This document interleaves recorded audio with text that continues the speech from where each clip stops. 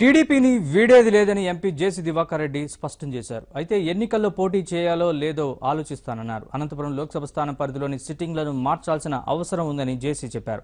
గెలిచేటట్టు ఉంటేనే తాను పోటీలో ఉంటానన్నారు. తనతో పాటు లోక్సభ స్థానం పరిధిలోని అన్ని శాసనసభ స్థానాల్ని గెలవాల్సిన అవసరం ఉందన్నారు. అనంతపురం జిల్లాలో సీట్ల విషయము నేను క్షుణ్ణంగా కమిటీతో మాట్లాడినా వాళ్ళకి సంబంధించిన వాళ్ళకి అందరికీ చెప్పిన నా ధ్యేయం ఏమిటి, నేను 7 ఎమ్మెల్యే సీట్లు గెలిచాలా, ఎంపీ గెలవాలా.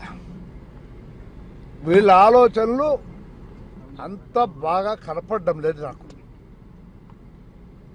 గెలుస్తారు అనేటువంటిది ఇంకా నాకు స్పష్టంగా దొరకడం లేదు. అందువల్ల మార్చాలా అని చెప్పాము.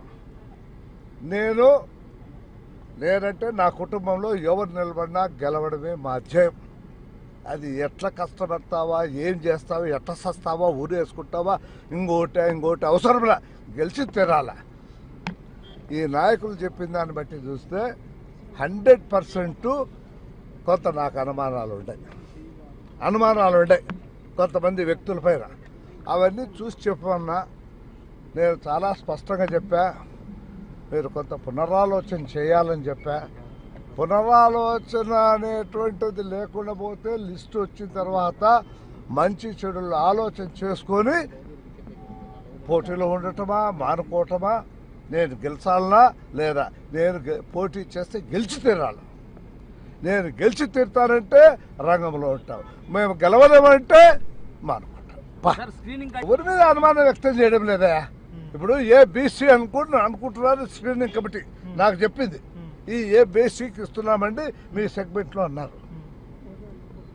ఏబీసీలో కొన్ని నాకు బాగలేవు, ఏబీ బాగుంది, ఇంకా మిగతా 4, 5 బాగలేవు. 3 బాగున్నాయి, మిగతా అంత బాగలేవు. ఈ 3 కూడా మారుస్తేనే ఎంపీ గెలవగలుగుతాడు. నేను ఓడిపోవడానికి సిద్ధంగా లేను.